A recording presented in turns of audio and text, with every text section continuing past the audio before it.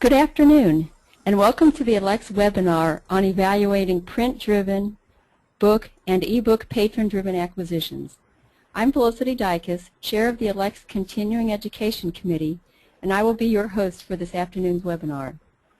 Our presenters today are Sue Ward and Rebecca Richardson. Sue is Head of Collection Management at Purdue Libraries. Her book, Guide to Implementing and Managing Patron-Driven Acquisitions, was published in 2012. Her professional interests include patron-driven acquisitions and print retention issues. Rebecca is an electronic resources librarian, also at Purdue. Her professional interests include electronic resources licensing and patron-driven acquisitions of ebooks. They bring a wealth of knowledge to this topic, and it's a real pleasure to have them with us today. A few things to keep in mind for today's presentation. The webinar does not have interactive chat capabilities. So if you wish to comment on today's presentation using Twitter, you can use the hashtag that you see on the screen. We're not going to monitor that feed, so if you have questions for Sue and Rebecca, please type them into the question box on your screen, and they'll answer them at the end of the presentation.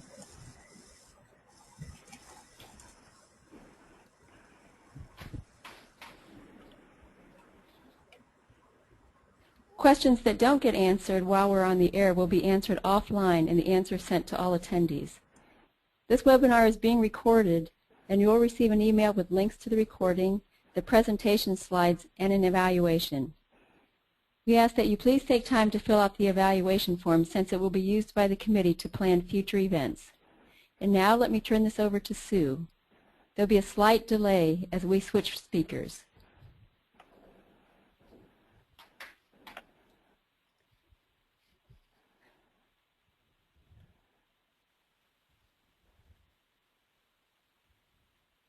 Hi, this is Sue Ward. Thank you, Felicity, for that nice introduction. Rebecca and I are really pleased to be with you this afternoon. We're going to be talking about evaluating print and ebook PDA, and you just saw a picture of us flash by, so you know what we look like. I'm going to start out by talking a little bit about PDA in context and focusing then on print book PDA. After that, Rebecca will spend the second half of the presentation talking about ebook PDA and how to evaluate it.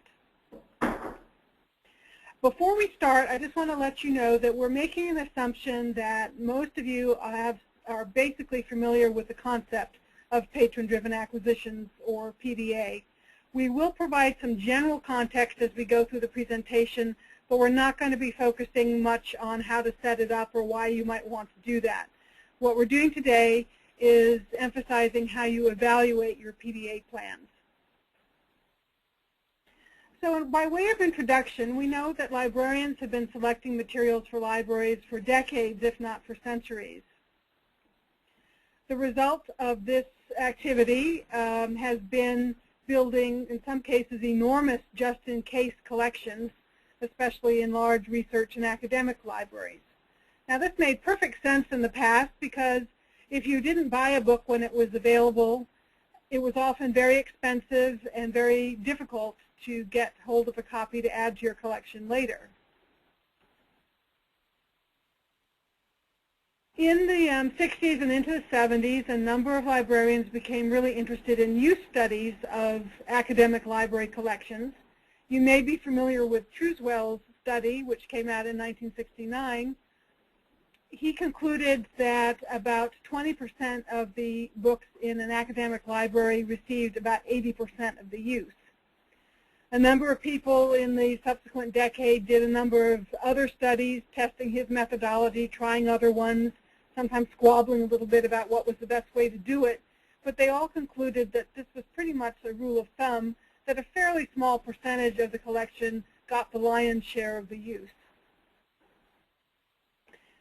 So is there really a problem with low and no use books? Well, yes, there is, because it costs almost as much to obtain and maintain these books as it does the ones that are actually used. And then at some point, the library needs to make some decisions about what to do with the books that nobody's using. Do you weed them? Do you move them somewhere else? By the 80s, libraries were talking a lot about ownership versus access. In part, I think because of the knowledge that such a small portion of the collections were used, and partly because there was a bit of a budget crunch back in the 80s as well, that libraries were thinking, well, we'll try and be even better choosing what we add to our collections, and we'll rely on interlibrary loan for those materials that our patrons need that we didn't buy. Now, we're all familiar with the theory of interlibrary loan. It's supposed to be a safety net for filling those patron needs of material that you didn't get to your own collection. And again, in theory, it's supposed to be the weird stuff. It's supposed to be stuff like Hungarian technical reports. But if you've talked with your ILL staff lately, they'll probably tell you that for book loans, a really large percentage of the requests from local patrons are for books that are fairly recently published and that would probably make good additions to the local collection. This was the conclusion that these two authors found way back in 1984 when they evaluated the book loans that their library had been getting for their local patrons. There's the first record I could find in the literature of somebody actually saying some of these interlibrary loan requests really should have been bought for the collection rather than borrowing them from other libraries. So in the 80s in the literature, there's a number of articles where people reported on various short-lived plans that they tried where they actually bought some books instead of or in addition to borrowing them. Most of these, as I said, were very short-term. People were just trying them out. They didn't last very long. There tended not to be separate funding for them. It was just kind of a flash in the pan, let's try it and see what happens kinds of reports. By the late 1990s, there were two major changes in what would develop into patron-driven acquisitions. The first was that the Association of Research Libraries conducted one of their periodic interlibrary loan cost studies. And what they found is that for academic libraries, the complete cost of borrowing a book was almost $30. The other thing that rose at that time was the beginning of online retailing, specifically bookstores. Amazon was the first player in this arena, where you could go online, see if they held a certain book, what the price was, and of course it was usually a discounted price, and you know that they would be able to deliver it rapidly if it indicated that the book was there in stock, ready for shipping. So almost simultaneously, a number of interlibrary loan librarians around the country had a similar idea. What if, instead of the traditional model of borrowing and then returning a book, at least in some cases, what if we bought the books that our patrons were requesting through ILL so that we could keep them afterwards and add them to the collection? As I was doing this literature search a few years ago, what I was looking for were the early reports of an ILL book purchase model where there was some strategic thinking behind setting up the plan, where there were some clear and specific criteria for which books might be eligible for purchase rather than borrowing.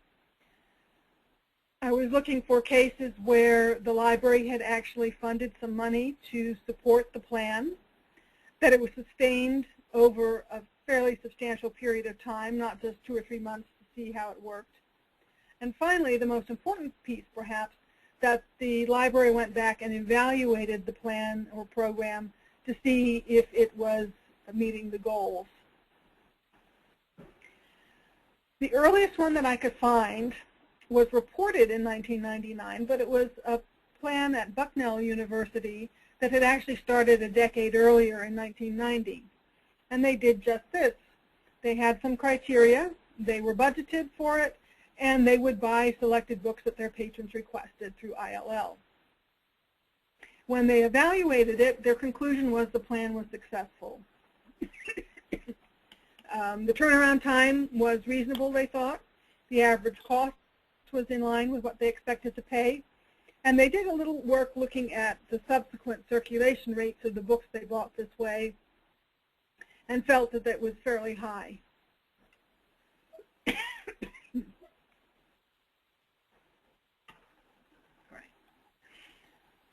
So, in general, the ILL book purchase model means that a library will establish some acquisitions guidelines. They'll purchase the book from a vendor. This is typically an online bookseller, but it might be their book jobber. It could be the online bookstore, at least some of the time. And then when the book comes in, the interlibrary loan patron uses it, and the book will be cataloged to add to the collection afterwards. Some libraries do catalog the book first and then give it to the patron. But the underlying assumption here is a book that a patron needs strongly enough that they'll place an ILL request for it is probably one that would be useful to other people using that same collection. So in 2000, Purdue implemented what we called our Books on Demand plan using just this kind of criteria. We're going to be looking at Purdue as a kind of a case study for this because we did 2 major evaluations since 2000 when we started our plan. These are the criteria that we set up for it, and it's probably pretty typical for anyone else that's got a plan like this, where you're looking for recently published books that are scholarly. You'll have a price cap, and they would need to be books that would be delivered fairly quickly.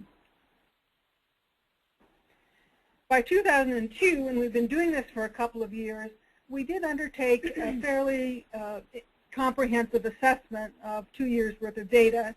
This was prompted by our collection development officer, who indicated that she would only continue funding the plan if we could prove that it was valuable and meeting its goals.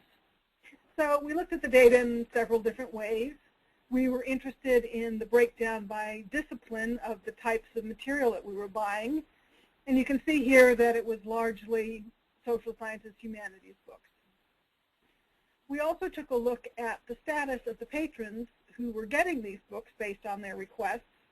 And it turned out that the breakdown was virtually identical with the overall breakdown of patron categories using interlibrary loan overall.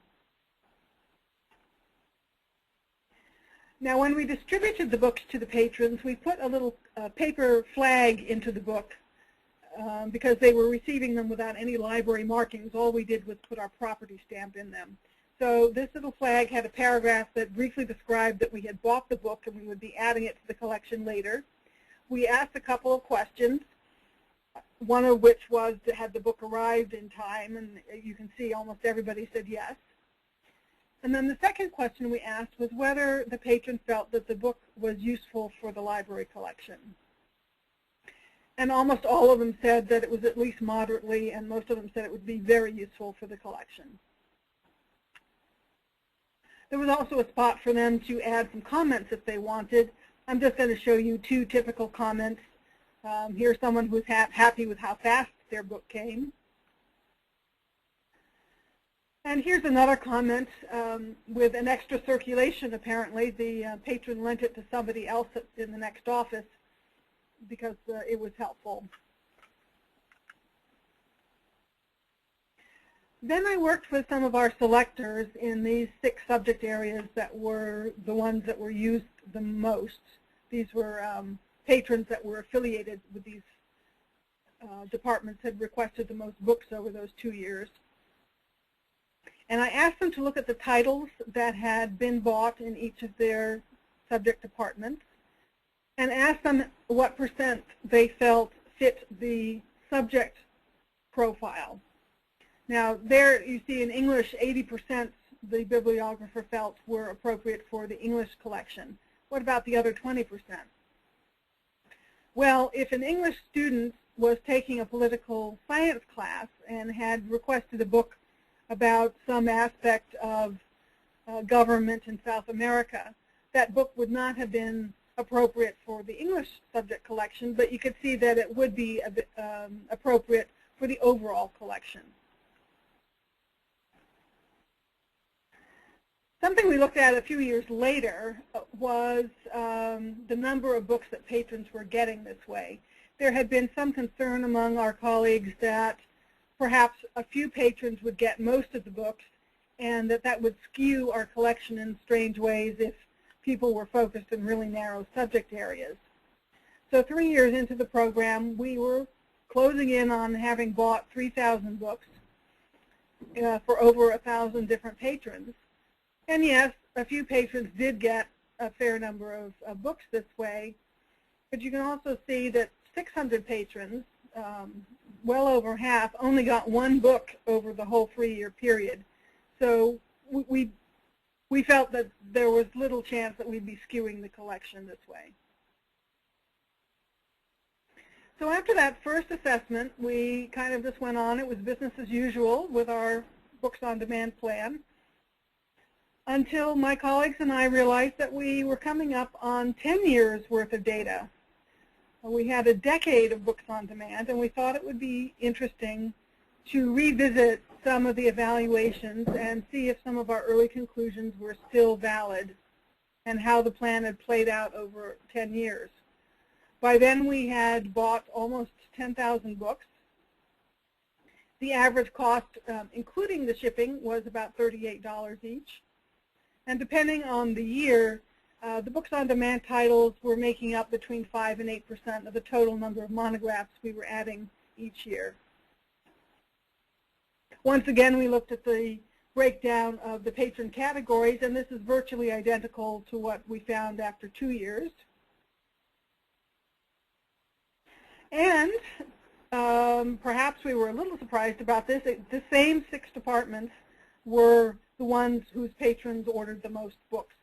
So half of them came from these 6 departments, still mostly in the liberal arts, the social sciences, and the humanities.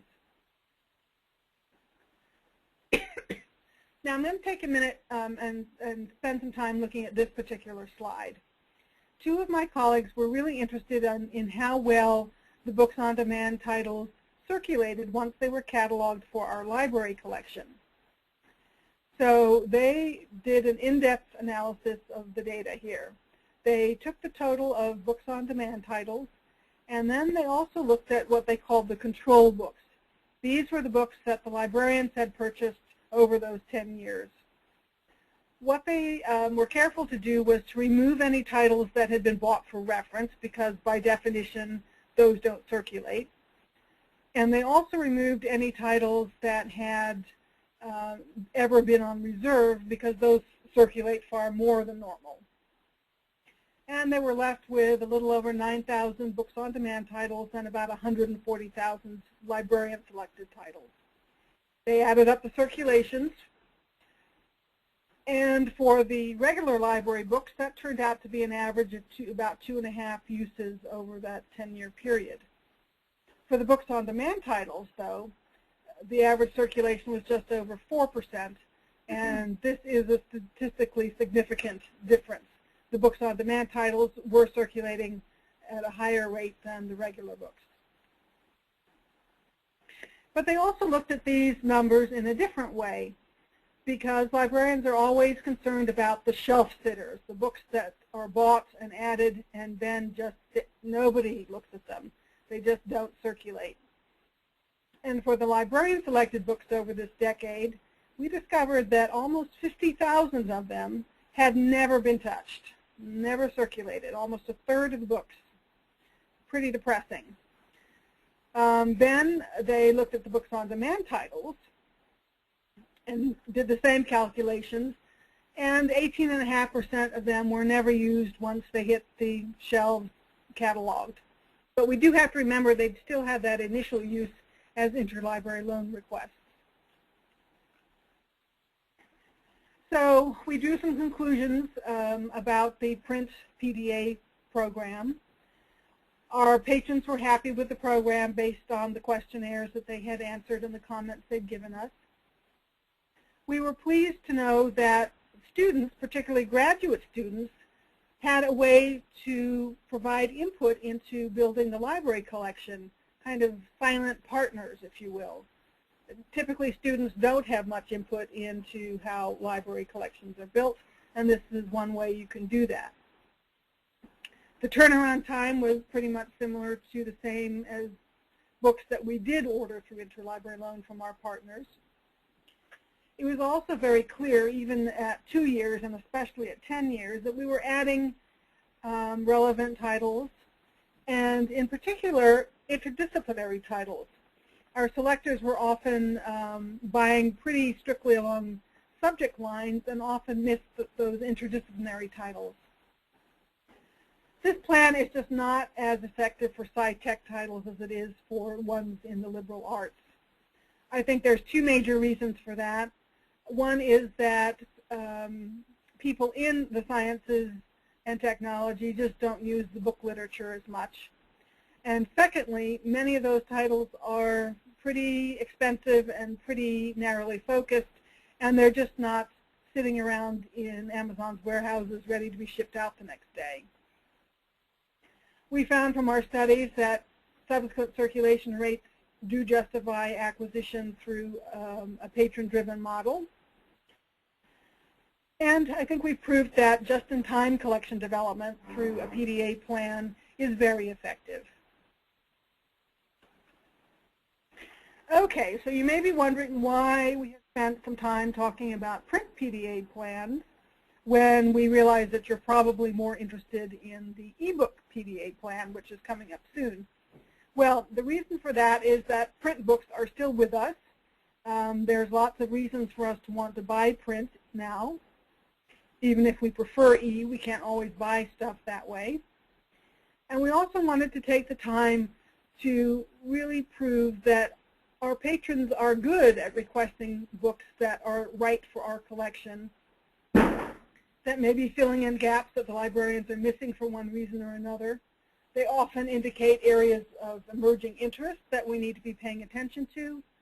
And we've certainly proved that these books are heavily used again by other patrons. This does leave us with a challenge as we move into the ebook arena, though, because our job is to buy the best mix of print and electronic books, since we can't go one way or the other yet. We're always looking for the best price when we're buying ebooks, because we can't afford to buy in both formats. We can't duplicate very often. And part of our challenge is to figure out a way to let the patrons determine at least some of the choices for building our collections. Now I'm going to turn over to Rebecca, who's going to be focusing on the ebook PDA plan. Hi, this is Rebecca, and as Sue mentioned, I'm going to focus on the electronic side of things. There are a variety of methods librarians employ to purchase ebooks, and most libraries purchase ebooks using a combination of acquisition methods. Today we're going to focus on patron-driven acquisition, or PDA. There are a variety of PDA plans libraries can choose to develop, more than what was available just a few years ago. For instance, a library can now choose more than one ebook aggregator for PDA if they so choose. At the end of 2010, Purdue investigated the various players and selected to use EBL as our ebook aggregator in partnership with YBP, and in March of 2011, we started our pilot. The next few slides will briefly illustrate what and how PDA is and works, although we won't spend too much time focusing on them. Here is how PDA typically works. I use the word typically because a library could set up their PDA plan direct with a publisher or ebook aggregator like EBL, EBSCO, or eBrary rather than use an ebook vendor. However, no matter who you decide to work with, your library will create a plan in consultation with chosen aggregator, vendor, or publisher, or a combination of those. Your plan will involve deciding what subject areas to include and exclude. You will choose the maximum list price per title allowed.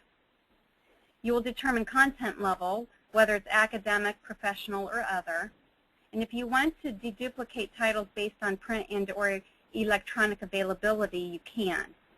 Purdue's PDA profile with EBL was very similar to our print profile that we had on file with YBP. Once your plan is in place, records that match your profile will get loaded into your catalog for discoverability. Once the records have been loaded into your catalog, patrons can then find and use them just like any other ebook record. Unless you set up your plan that would alert patrons that use may trigger a loan or purchase, and some libraries do that, patrons won't even realize that the title they access is part of your PDA plan. Short-term loans are essentially rentals.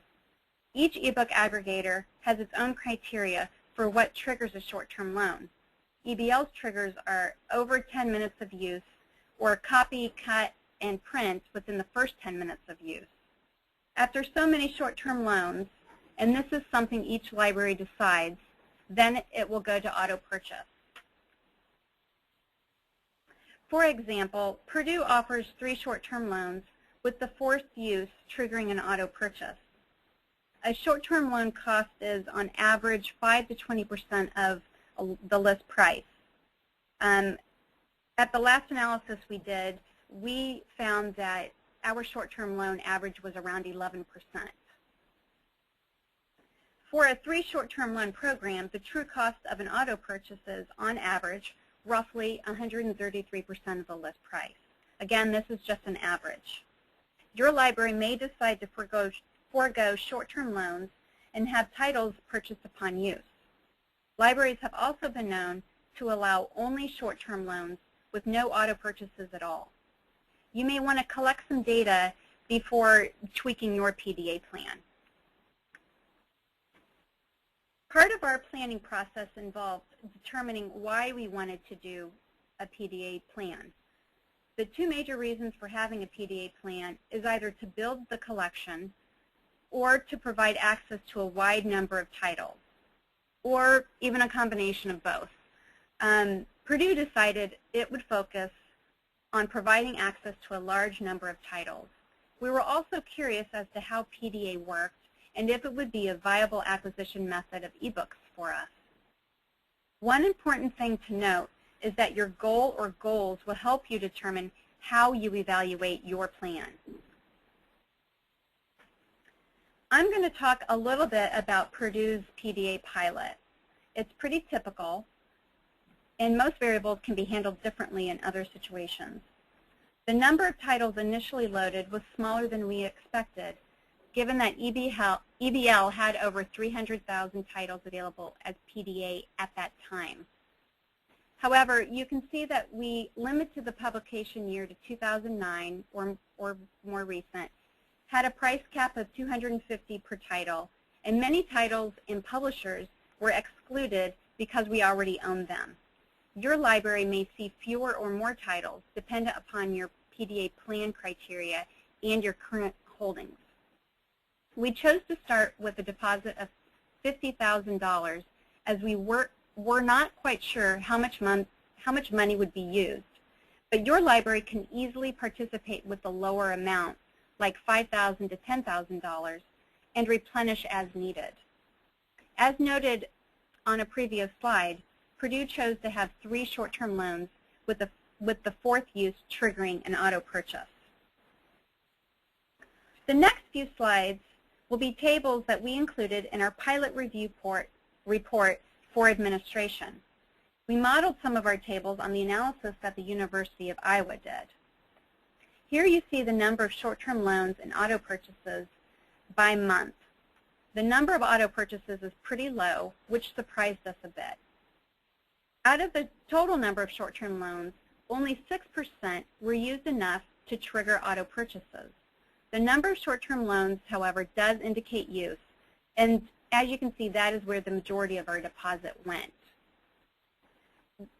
Paying roughly 130% of the list price for an auto purchase title isn't nearly as bad when you can see that a low number actually get used enough for purchase.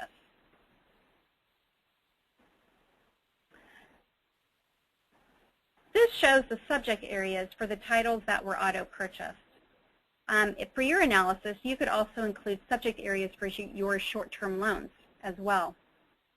Because of the low numbers of auto-purchase titles, it's hard to draw any conclusions, and I imagine if you analyze subject areas a few years down the line, it may look quite differently.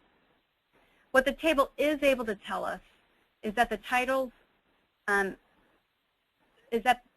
the titles that were used fell in numerous subject areas, not just one or two.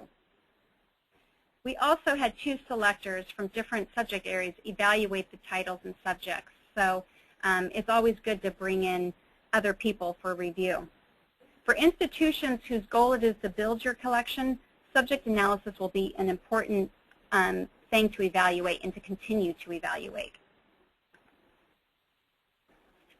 The total number of the total number of titles used during the pilot was 1,697.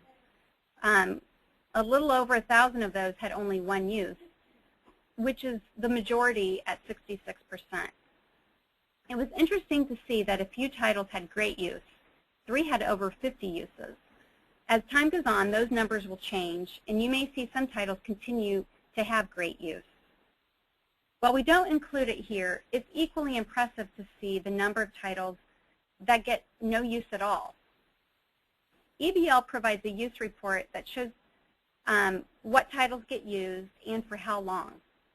Data like this can be helpful when determining the number of short-term loans, or whether the number of short-term loans you have is correct for your plan, or what the savings may be if you change the number of short-term loans. The previous slides are examples of information you might need to determine funding or to use as a means to confirm or tweak your profile. Sometimes one might just be curious, such as seeing the top 10 used titles. In our top 10 list, you can see there's a variety of publishers.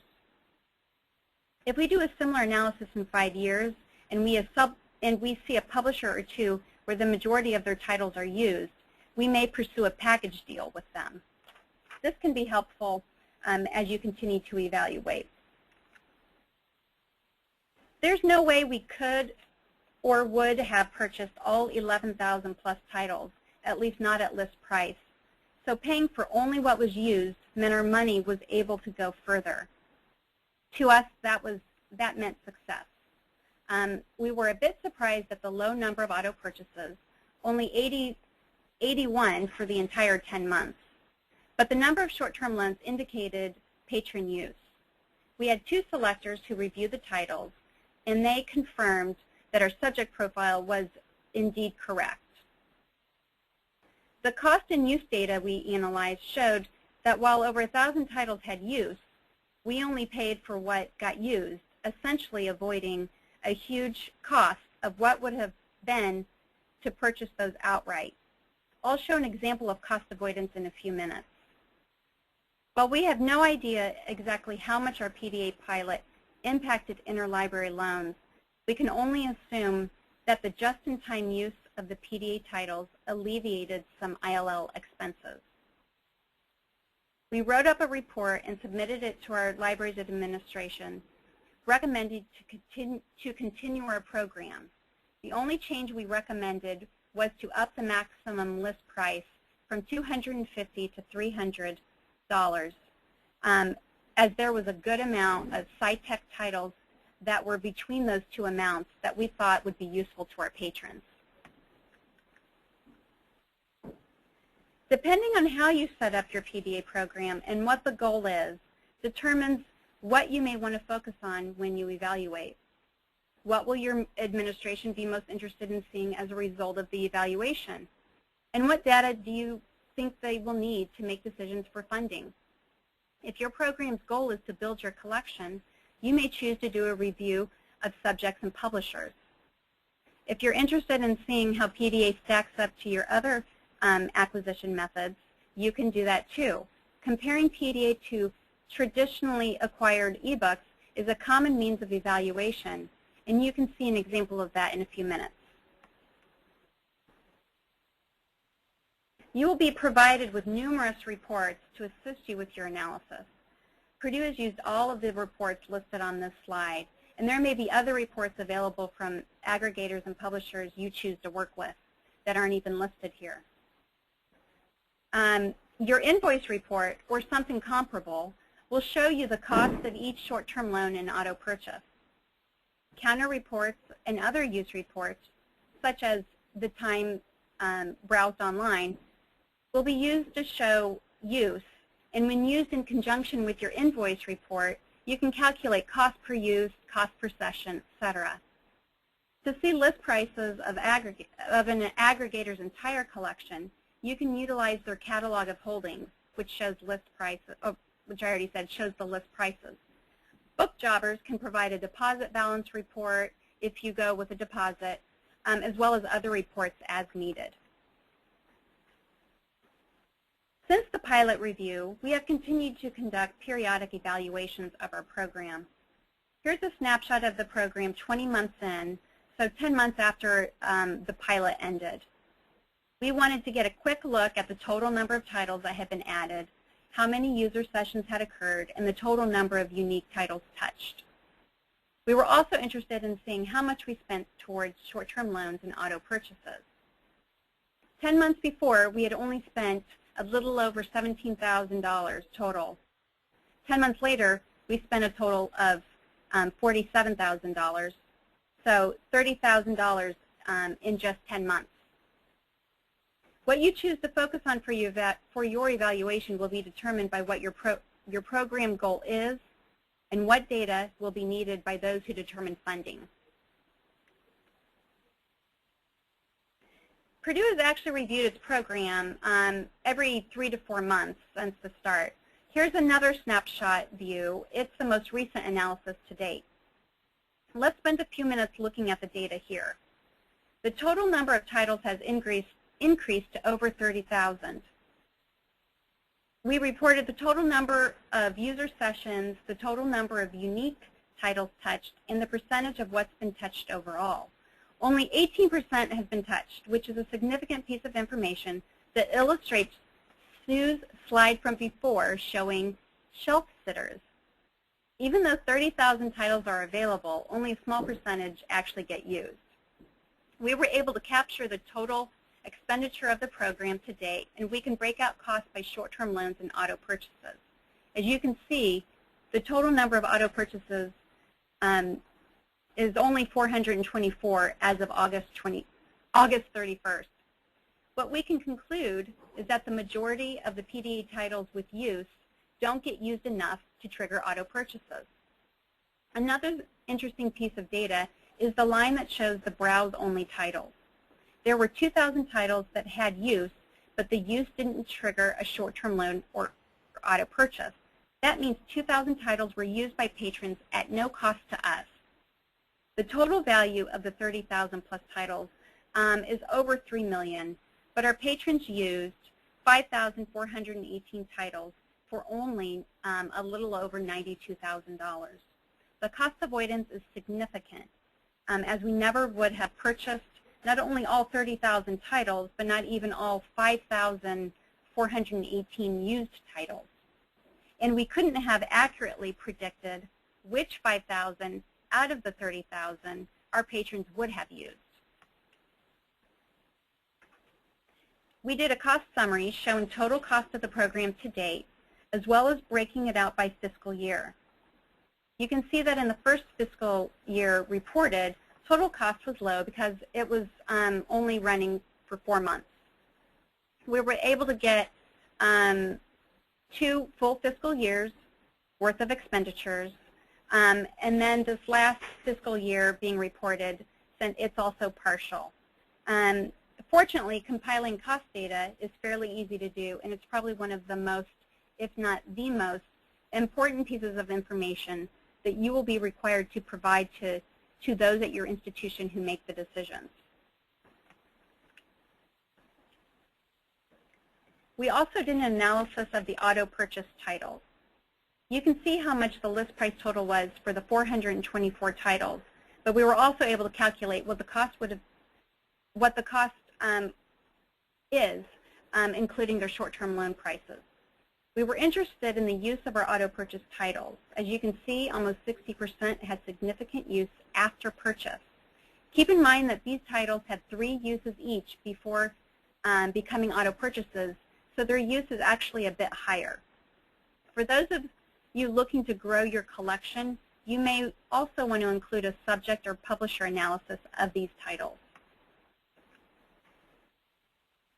After the pilot, concluding that our PDA program was a valid acquisition method to complement collection development, we realized we should evaluate the use of librarian-selected ebook purchases and compare the two. Thinking back to Sue's slide showing that librarian-selected titles don't get used that much, we wanted to get an idea of the use of those librarian-selected ebooks. This data shows that a little over 50% of the titles had no use at all. Had these titles been added as PDA instead of purchased outright, the potential savings is a little over $40,000, which is a significant amount. Instead of purchasing ebooks for just in case, we could instead pay for just-in-time use. If we continue purchasing ebooks outright for just in case, we'll have a case of shelf sitters that get little to no use.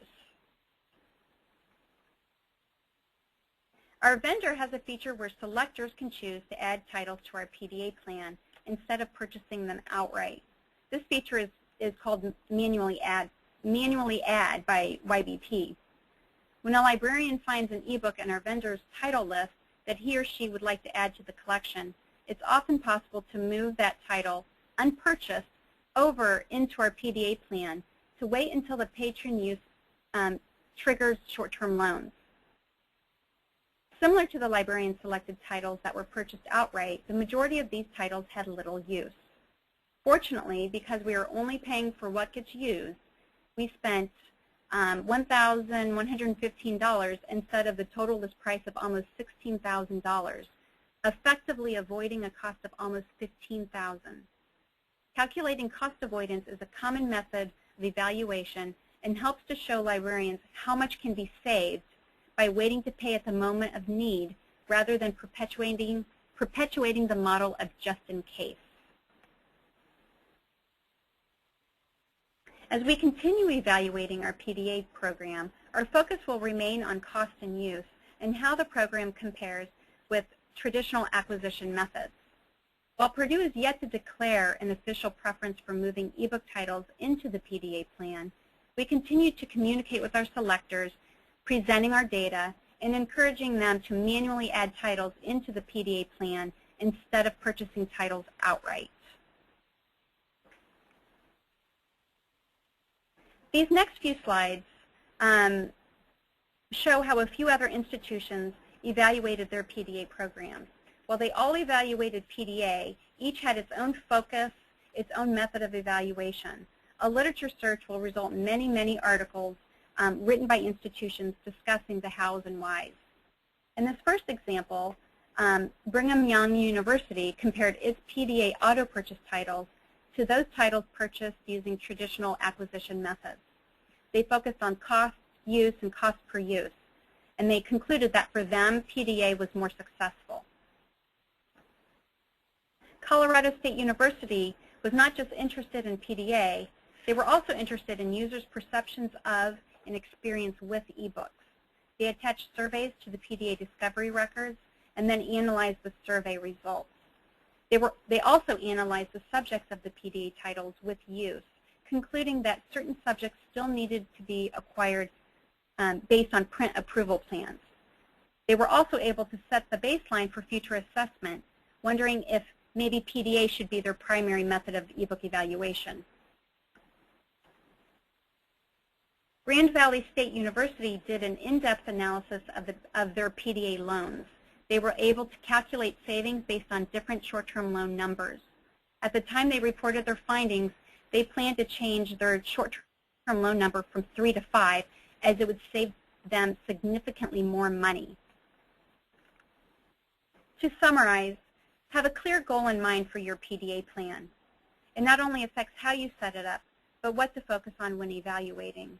There are numerous methods of evaluation, and there's really no right or wrong way. There's also numerous examples in the literature if you ever needed some ideas. kind of like what we did when we were looking at University of Iowa's PDA analysis. Evaluations do evolve over time, and that's okay, as long as you get the information you need to those at your institution who make the decisions. In conclusion, we find that patron-driven acquisition is an important part of a library's overall collection development strategy. And you can choose to do the e-only plan, the print-only plan, or a combination of both. The next two slides are some suggested readings that we found useful. We won't spend any time on those. Here's our contact information in case you'd like to reach us after the webinar with questions or comments. And now it's time for questions. Great. We've had several questions coming in. And I just want to remind people, too, that you'll be getting copies of the slides, so you'll have those bibliography and all that data. Right. So let me start from the top. Sue, did you make any changes to your ILL department staffing? Your books on demand process reduces the volume of ILL requesting. No, we did not make any changes in staffing. The requests for ILL just come in as usual.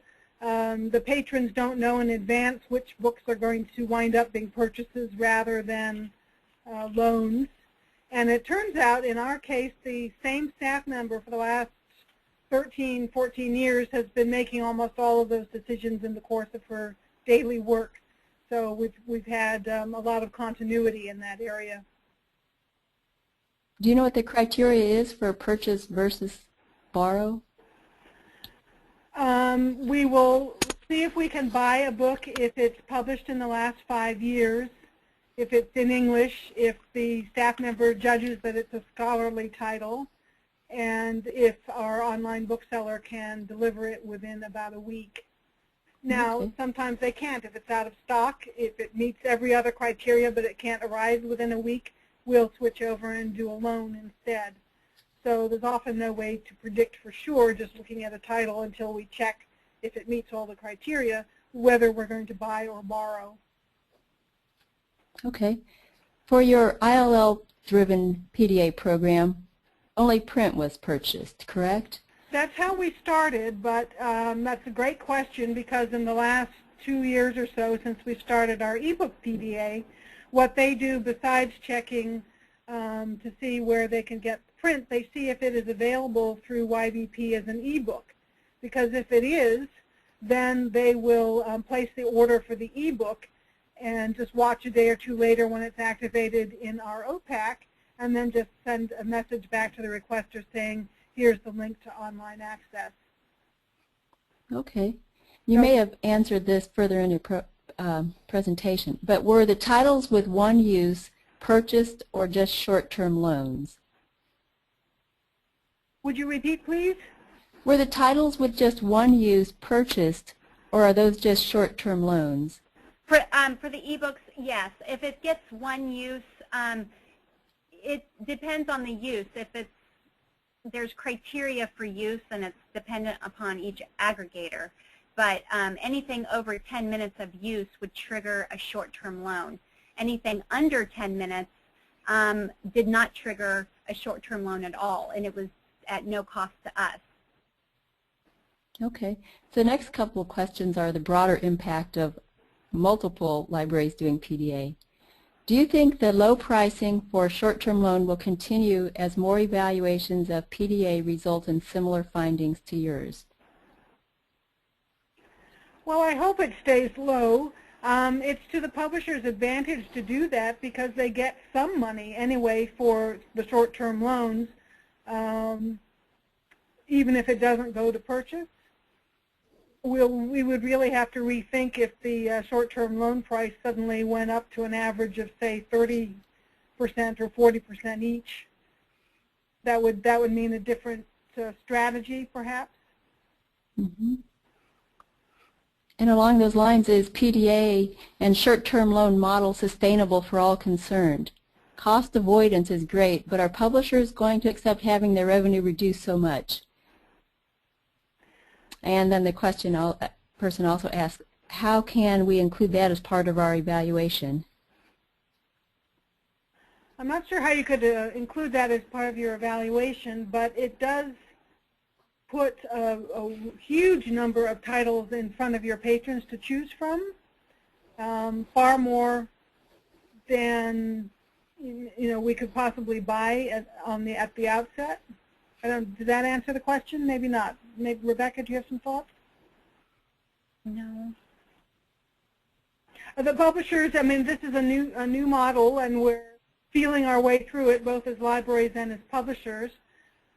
Just as our current day PDA ebook plans look very different from the very first ones that were tried 5 years ago, I imagine it will look perhaps quite different another 5 years from now. Mm-hmm. But there needs to be an acceptable cost for both libraries and for publishers. If publishers price it too high, it won't be advantageous for libraries anymore. Right.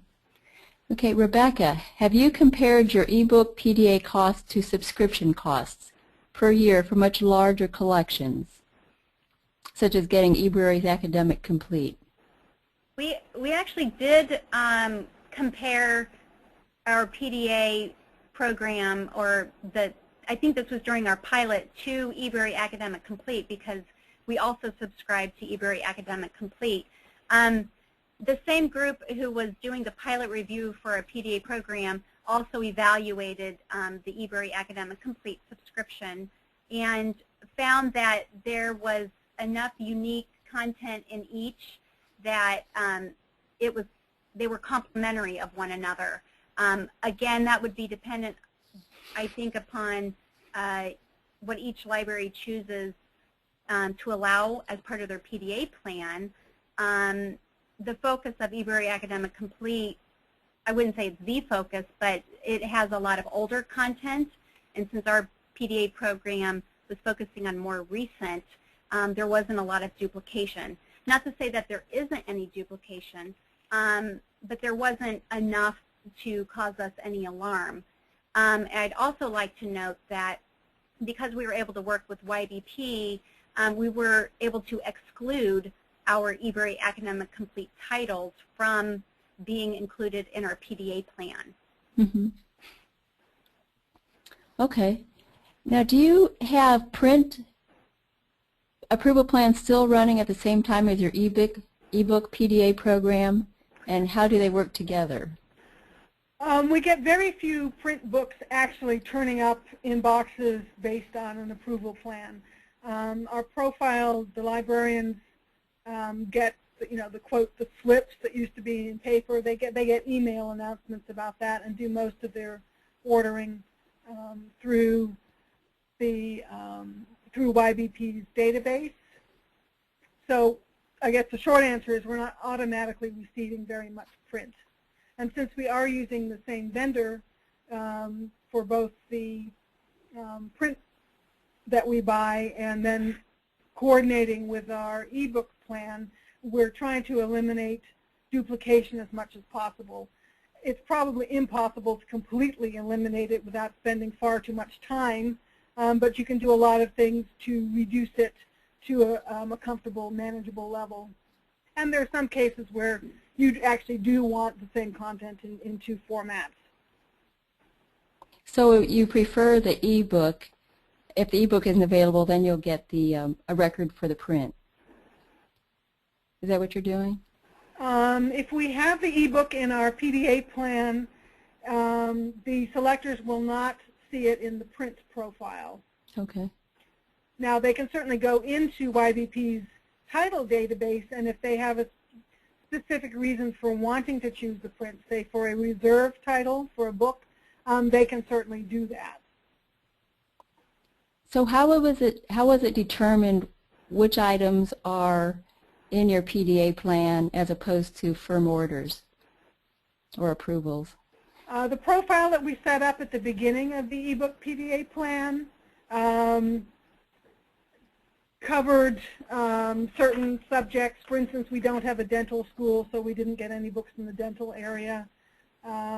We looked at what level of book that we wanted, such as advanced academic or general academic or professional. We made decisions about the level of the book. We excluded things that were obviously textbooks or study guides. There's a lot of different things you can do to set up that original profile. I mean, did the selectors get to choose whether their subjects were added or not added? Not individually. We had a representative from each of our two major divisions, the sci-tech side of the house and the humanities social sciences side, and they acted on their colleagues' behalf. So we did not have a cast of thousands trying to set up the profile, which was helpful. Okay. Is Purdue involved in any interlibrary lending consortial programs? We are a member of a couple of consortium. Our state has a strong interlibrary loan partnership, and we're also part of the Big Ten libraries, which I think is now 14 or 15 libraries. This is one drawback of Ebook PDA, that if you're really concerned about consortial access, ebooks are a problem in general, not just PDA ebooks. But there are a couple of consortia that are piloting consortial ebook PDA plans. The Orbis Cascade group in the Pacific Northwest is doing that. So I hope they'll write about it so we can see how that works. Right.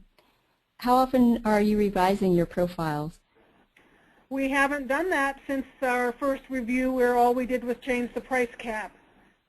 If you've set it up right and if you're keeping an eye on your statistics in general, there shouldn't be too much need to do that. Okay. On your statistics, you have a lot of data. Are you two collecting and analyzing all that, or do you have help doing that? No, it's really just me. This is Rebecca. It's a lot of data, yes, and it's a lot of different reports, and sometimes you're having to merge reports together to create the type of report you need.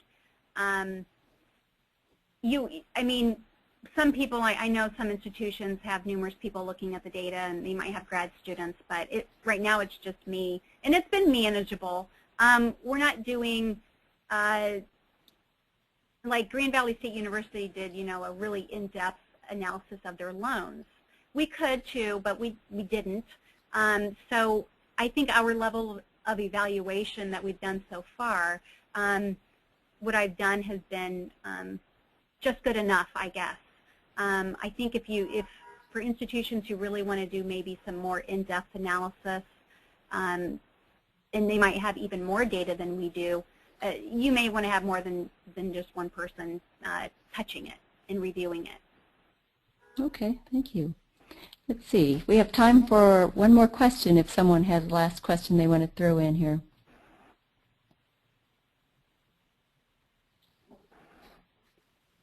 Okay, well, I have a quick question.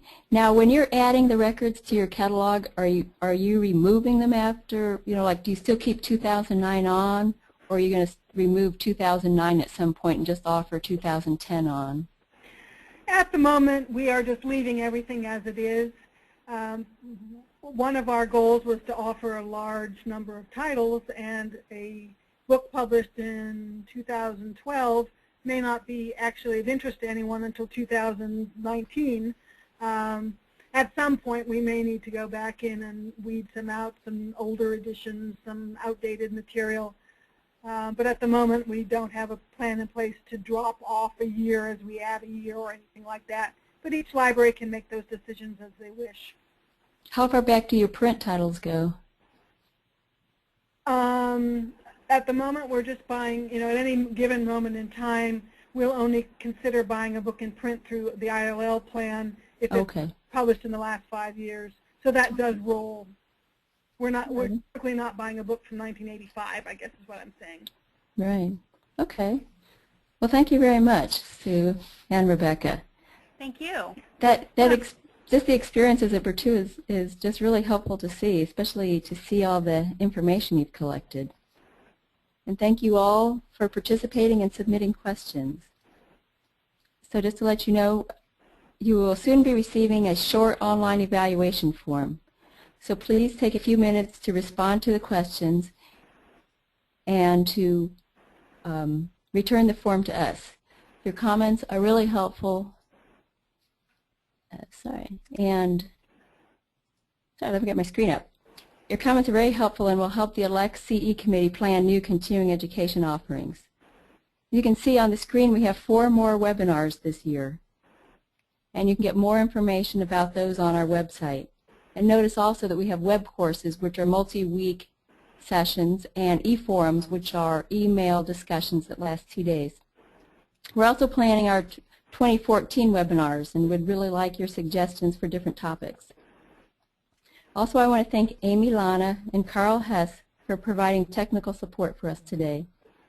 The support they provide on the Tech Support Committee makes it possible for us to present these webinars so smoothly. So thank you for joining us this afternoon, and we hope you will participate in other ALCTS continuing education offerings again in the future.